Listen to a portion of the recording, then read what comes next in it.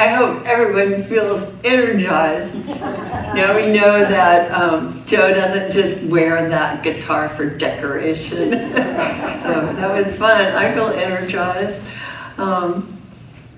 Okay, before I even start, I want to say that this morning, those of us who made it to meditation, Maureen did the greatest meditation called Basket for Goodies, which she woke up and wrote this morning and then shared with us. And I have it, and it's like, oh, can I have that? Maybe I'll read something from it, but it was so beautiful. And it was great. Anyway, I'm going to get to Basket of Goodies because that's what I wanted to talk about this morning. And I feel like life is so great. And wow, we have a small group today, but don't despair because I went to the 109th International New Thought Alliance Congress back near Kansas City, Missouri. And there were only 60 of us, and it was so much fun. I had just the greatest time. I felt so energized, and I just know that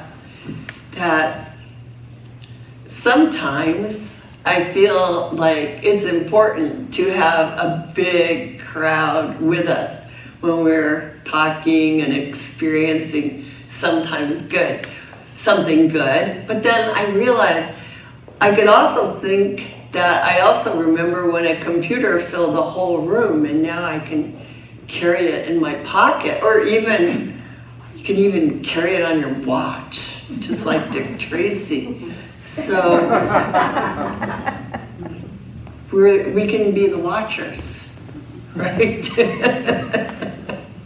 Anyway, I'm really glad to be here for many reasons, and one of them was that I did get caught up in the computer glitch that stopped all the air flights. So on my way back to Kansas City, not only did I spend a night in Dallas on the way and end up in Santa Ana instead of San Diego, but I want to go back and see just like how many times they changed my tickets. I think it was probably about 8 different tickets, and I would even get one text that would say, "We've changed your flight, it's an hour late. Your flight is on time." And it'd be like in the same text. It was like very confusing. But anyway, it was all worth it. So the International New Thought Congress is the organization that was actually started by Emma Curtis Hopkins, and one of the early presidents was Thomas Troward. So it was kind of something I had always wanted to go to. I was lucky. It rained on day 2, so it went from being in the mid-90s humid to being quite tolerable, but humid. And the theme of the Congress was the evolution of new thought. It was called Evolve. And so the motto became new thought, new ways, new thought, new ways. And it was very nice.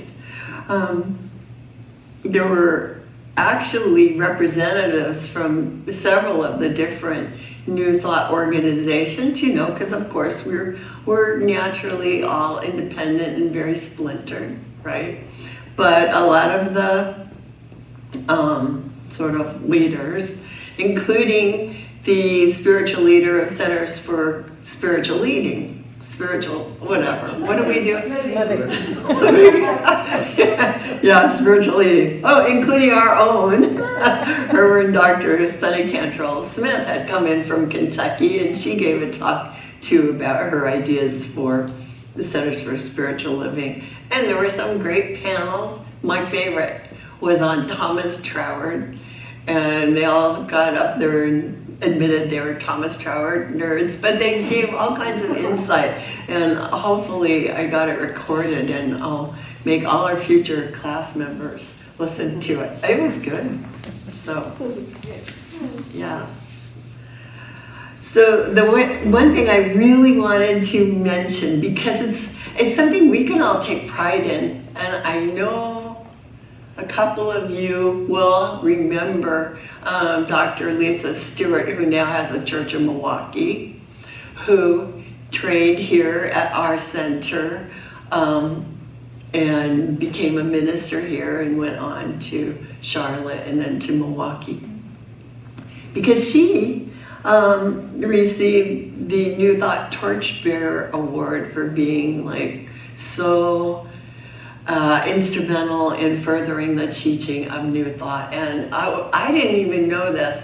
She was the one who invited me, only she didn't tell me she was getting an award. It was just like, oh, come meet me and we'll have a nice week. And then I got there and it's like, oh, Lisa's getting the big award. But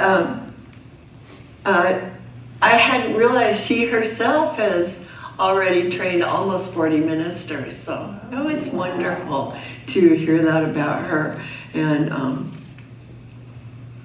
I felt like we all get a little bit of that, you know, shine or whatever, just because she was a part of our congregation for many years and was also an assistant minister here for years. And I wanted to tell you about another minister who I had never met before, but I had heard about him from my mom and from other people for so long. And his name is Dr. David Leonard. He's from Huntsville, Alabama. I enjoyed him a lot. And he's the one who was talking about the basket of goodies. He also called himself the Goofy Sufi, but I'm not going to go there. But he was delightful. But I just love that idea that life is a basket of goodies. And what are goodies? Goodies are good, individualized. Goodies are good, specialized. Little bits of good that we can all have and enjoy according to our desire. And that was what I love so much about Maureen said. She ended her meditation on the basket of goods by saying, the key is to first ask, what is my heart's desire? So, yes, what is our heart's desire is available to us in our own very personal basket of goodies. So I had a good week. I was really getting a boost for feeling enthusiastic about our teaching, and I just wanted to share it with you because we have been talking about abundance, and part of abundance is, of course, that feeling of abundance that you get when you're with friends, when you're actually having a good time socially, when you're meeting people, and you're getting new ideas, right? So abundance is there's a broad spectrum of ideas and things that fall under the name of abundance. Now, last week, Reverend Maureen gave us a lot of examples of ways we should or should not look at this idea of prosperity. If you missed it, you can look at it online. But I thought the most powerful thing she did, I was like, oh, she got a little table out here, and then she started throwing money on the table. 120, 10s, throwing it on the table. And then, shocking, she gave everyone who was present $10. Here's $10. And if you missed it, too bad. We won't be repeating that. I didn't bring money to give away today, but it was very interesting because there were no strings attached. She had no particular reason to do it except she told us she was priming the pump. So does everybody know what priming the pump means? Because if you actually have a mechanical pump and you want it to work, you have to put water in it before it can suck more water through it. It's kind of interesting, but you do have to prime the pump to get things flowing through. So she was just priming the pump. And it was so interesting how we all reacted differently. I know that a lot of people put the money in the collection basket. That was nice, but and there were no strings attached. And I know a few people were like, "Oh, thank you. Can I have 2?" I love that. Right? I'm pretty sure that maybe 1 or 2 people might have given it back to her. Like, I don't need it, keep it. We all have different responses to being given things. Now, that was so obvious because it was right there, right in the moment. Everyone had to react one way or the other right then. But the important thing, even if you weren't there, is to think about your reaction. And if you weren't a part of that, I know everyone has had that moment where someone says, "Let me buy you lunch." Oh, what do you say?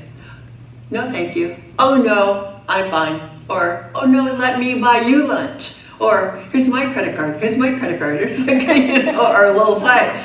Or there's another possibility to just say, "Thank you. Thank you. That's so lovely and thoughtful of you. Thank you." And that's something that we all have experienced that we can just think a little bit about when we begin to think about our own ideas about prosperity. Are you willing to say yes? Are you willing to accept things? That is really the key. That's why I love it when Maureen wrote, "What is my heart's desire? Do I desire more good in my life? Am I going to accept good in all its forms? Or do I have a lot of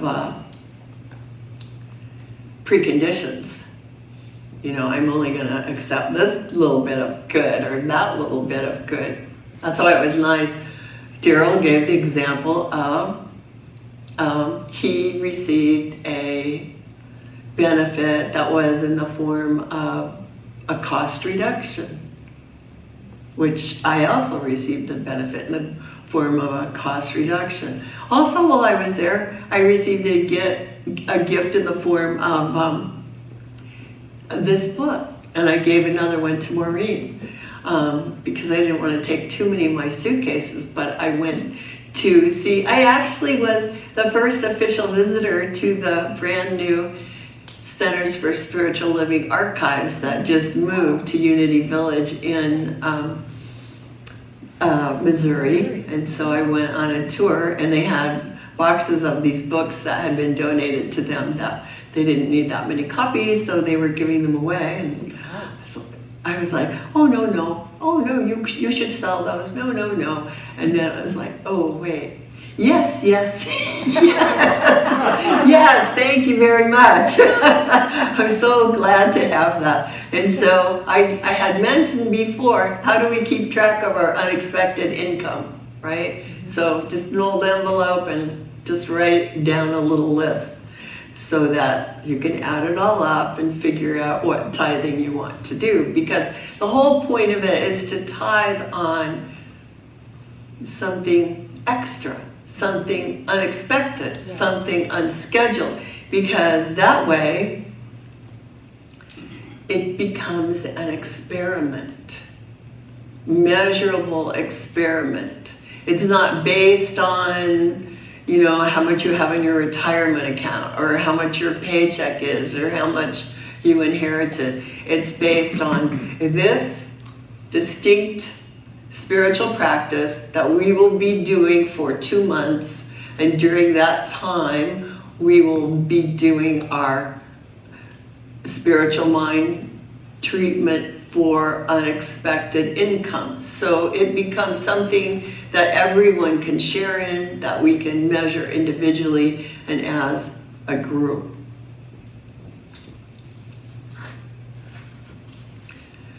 You know, all of our reactions, and this is pretty much what Maureen talked about a lot last week, is that what we think about money, let's say money, because it's kind of, you know, people talk about cold, hard cash, right? So in a way that makes it easy to look at because it's not a living thing. It's not like friendship or love or health are also so important, but they're part of us in a different way. Money is just kind of out there. But what we think about it tends to be based on our past experiences or what we heard in the past. So on the one hand, we're very kind of trained into this attitude about prosperity. But on the other hand, because it is nothing but cold hard cash, it's a good thing to work with when we're trying to change our thinking and see how changing our thinking can really impact us. Because actually, prosperity and abundance is not really about stuff. It's not really about money. It's about the whole spectrum of living in abundance. So, interesting to me, this book, Collected Essays of George Bendel, that I received, it turned out that George Bendel was very close to Ernest Holmes. He was his companion in his later years and went on to be a prolific writer and minister of New Thought, even ending up at Founders Church in Los Angeles for a short while before he passed on. And in the book, it had a chapter called Living Prosperity. So I wanted to share a little bit from it. And he was a little bit more of a modern style writer. So I think it's a little easier if I read some of what he wrote compared to if I read straight out of Thomas Troward's book to you. Yeah. So he wrote this. He said, "It's funny how we so often feel that we have a right to be happy and a right to do what we wish. We don't even question these, but when the subject turns to money, we start to squirm and look askance, as if somehow money were not to be discussed, as though money belonged on another planet." I don't know about you, but I was taught it was very rude to discuss money, period. Right? Don't ask them how much they earn. But to go on with what he said, somewhere along the way, we've lost the sense that money and enriched living is as naturally ours as are the other life qualities.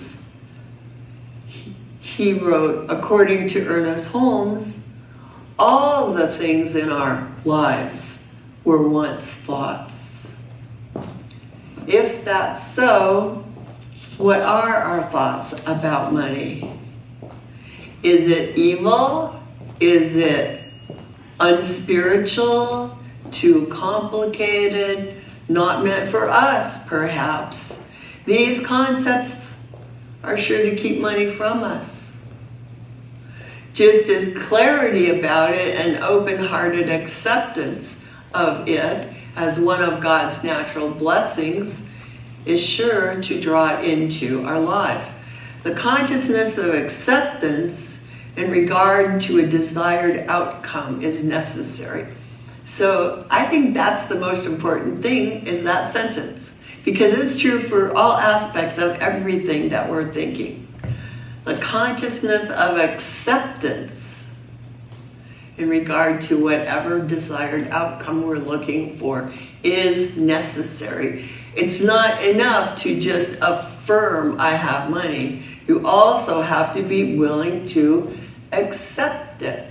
You can affirm money comes to me, and when someone says, oh, let me pick up the tab, you have to have also the consciousness to say, thank you, yes, and accept it.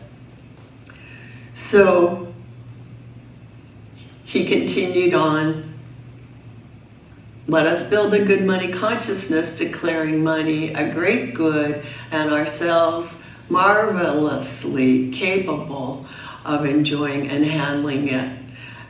And just know that abundant living is one of the gifts of spirit.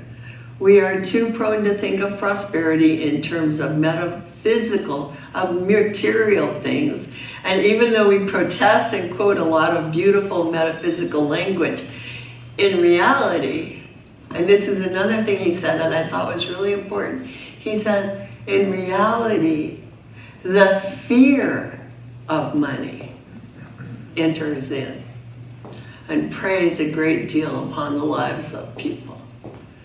The fear of money, the fear of not having enough money, the fear of not having the retirement they want, or not being able to have the medical care people want. And then he said something else, because I know I'm reading a lot, but I had actually never ever thought about this. But he lived in the first half of the century, although he lived until the early 1990s. So he was aware of world history in a way that for me, it's looking back and reading books about it, but he was aware of it. So he said this, he said, after talking about our own need to feel prosperous, he said, it's a known fact that when a nation doesn't live in the prosperity of rich mental attitudes, the nation itself becomes poor and debilitated, setting itself up for a dictator or ruler of some kind. And I thought, that was how he understood the events that led to World War II. That it came after the Depression, after, the nations, and especially Germany, very much among those nations that experienced terrible feelings of impoverishment.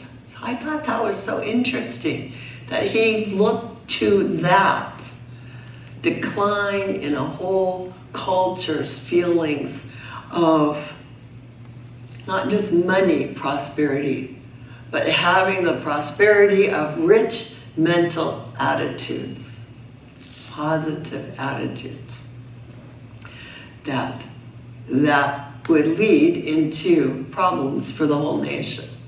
And then he said, in social life, we know that when there is a lack of prosperity, a lack of the prosperity attitudes of friendship and love, these also wither. For what you praise increases and grows, and what you curse withers. So when we think well and treat our bodies well, our bodies respond prosperously. Life itself, as we live it with zeal and enthusiasm, gives us back a prosperity of living. And I love that, the way he put it, a prosperity of living. Yeah, I think it's even clearer than saying an abundant life, a prosperity of living, because it's very broad, it's very inclusive. It allows us to really think of life as a basket of goodies, all kinds of goodies. In Maureen's meditation, she said, think of your basket as a basket of words, that you could pick out a word, family, or pick out a word, money, or pick out a word, creativity, and that each one of those words could blossom and fill your life with good. Saying yes to the prosperity of living is an act. It is an act that we can engage in. And when we say yes to any form of prosperity, we're actually allowing the abundance of the creative process itself to flow into manifestation through us, for us, with us. So yes, it is as if we are priming the pump. So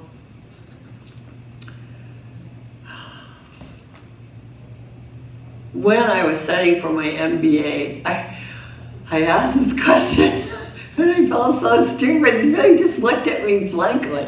I said, well, when there's a crash, because that was like right after the, 1992, 1990 crash. And so when there's a crash, where's the money go? I'm like, what a stupid question. I never got an answer, but now I know. New Thought teaches us money is spiritual. Money is an idea. When we lose the idea of prosperity, the prosperity is nowhere to be found. It's just like when we keep in our minds the idea of freedom, we have freedom. When we keep the idea of prosperity, we will experience prosperity. When we have the idea of gratitude, we have so much to be grateful for. It's an idea. So, if you are engaged in this program, or if you don't want to be in the unexpected income program, you just want to see more prosperity in life, we need to become ready to accept it as a possibility. We need to become ready to accept it as something that is for us, that we can have. And we have, I can't speak for you, but I know in my life I have a lot of little blockages about, I don't know, it's like, I'm not good enough, and maybe I don't really need this, and just things that don't even have to do with the topic at hand. They're like little past things that may have infiltrated into my subconscious over the years that I need to become aware of and let go of. They don't serve me anymore. I don't want them anymore. So another part of becoming more prosperous is to let go of the things that hold you back from getting in the flow. And that's when George Bendel talked about the fear of money. Fear is faith. Fear is faith in the negative. You want to let go of fear of faith in the negative and embrace faith in our heart's desire, faith in the oneness, faith in the good that is always yearning to be in expression. The unscheduled income exercise is something we can do in order to help us build a consciousness of faith. Not faith in money, faith in the oneness, faith in the creative process, faith in understanding and believing that there is only one thing, spirit, and that all substance, including money, all of our experiences, all of our social interactions, our thoughts themselves are the result of the self-consciousness of spirit, and spirit creates by becoming. And when we're thinking, we are pouring into spirit. Think of it as a recipe for spirit's becoming. George Bender wrote in his book, it isn't just a necessity for happiness, greatness, prosperity to flow from life to you, but they've got to flow from you, from us, out into life. Our teaching doesn't teach merely an avenue to take what you want. And in his book, he railed a little bit about people who just are teaching manifestation. You can get whatever you want. Because he said, remember, every thought you have, every action you take, there is always a consequence. It's a cycle. It's a cycle of giving, receiving, thinking this, receiving that. It's not a matter of just taking. It's a matter of attracting. We attract what we want with our thoughts, with our faith, and with our general outlook on life. So I think you're all clear on the fact that prosperity is more than money. It's a way of life. It includes wonderful health, all kinds of good things, friendships, and that what we need to do is turn our minds, turn our thinking, turn our feelings towards the positive. Constructive thinking expands and builds a more and more wonderful life. Destructive thinking decreases. So we are all engaged in thinking constructively, becoming clear on what we want to see in that basket of goodies, becoming clear on what it is we wish to pull out of that basket of goodies. There is good for us, there is enough good for us, and we are good enough to say yes, to accept it. That's the truth. We are enough, there is enough, and so it is. Thank you.